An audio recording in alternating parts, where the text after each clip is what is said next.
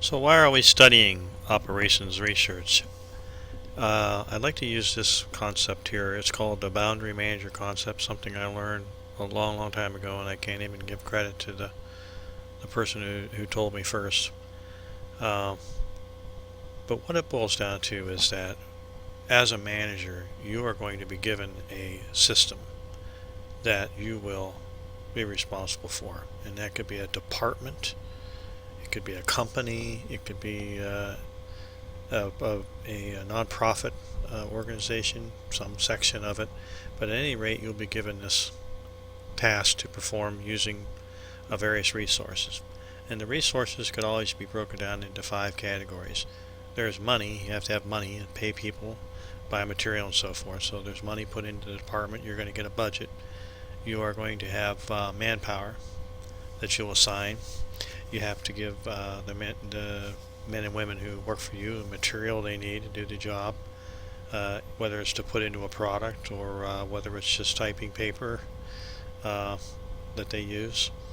Also, you will have a method that you have to give your people, a method that you will follow, that you pray will yield the best results for your company or your section or your department. And also there will be machines involved, and sometimes in an office setting that's nothing more than computers and things of that nature.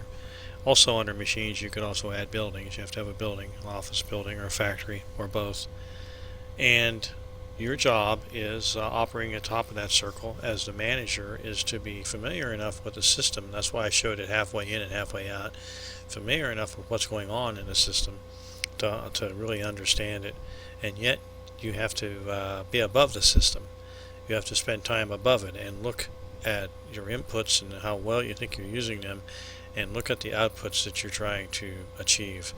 And the outputs will always be of 3 categories. One will be money. Are you making enough sales?